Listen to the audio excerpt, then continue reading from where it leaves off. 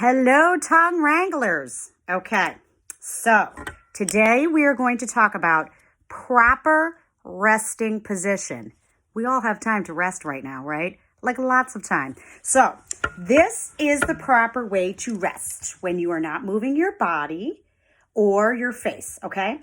So ear sits right over the shoulder. Shoulder sits right over the hip. What? See, usually you can't see my pants. I might be wearing the same pants a few days in a row. Don't judge me.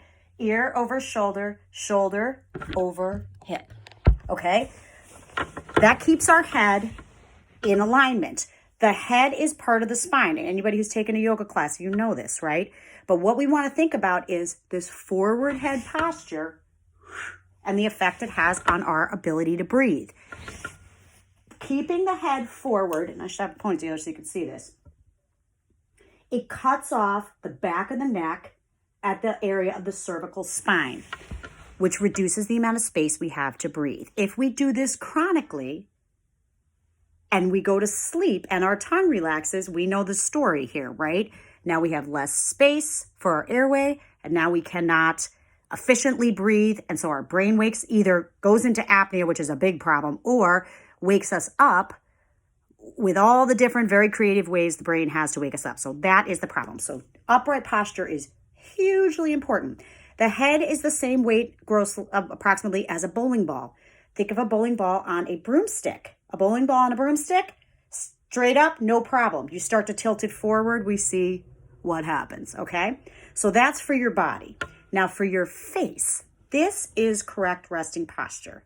Get ready to have your mind blown. Imagine you have Mr. Potato Head as a head. That's your head. But it's the cool kind where you can remove the jaw. Okay, so now we have removed the jaw. Now I'm going to shine a flashlight up on the roof of your mouth. And here is what we would see.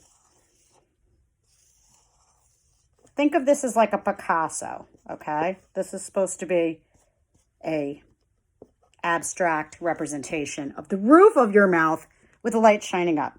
Right behind your two front teeth, there's a little bump, forward, backward bump. That is called the incisive papilla. Find it. Okay.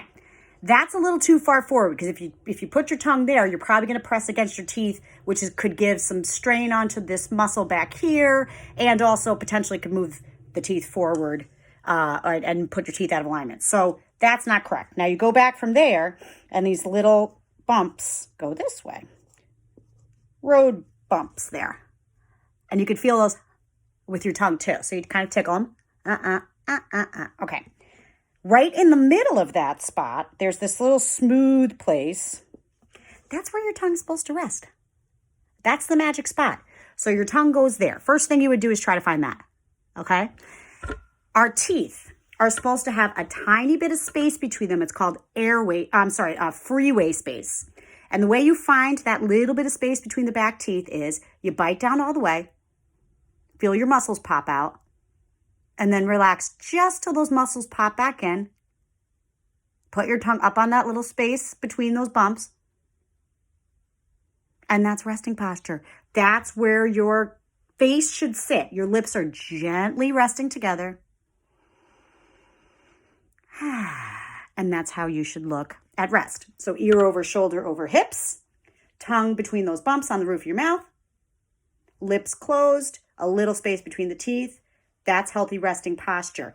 I'm going to make a second video to put on Center for Svedjaya Therapy Services, which you can find on Facebook and that will give some of the interesting science that's starting to emerge about how important it is to rest your tongue on that spot.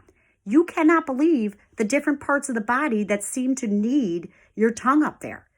Most importantly, your brain. So very interesting. But the bottom line is that's the place where your tongue should sit to help you breathe efficiently and where your tongue needs to be when you're sleeping. So we'll talk in the next few days about different ideas of how to train yourself to rest there. But just being aware of it does a lot. All right. We'll see you tomorrow.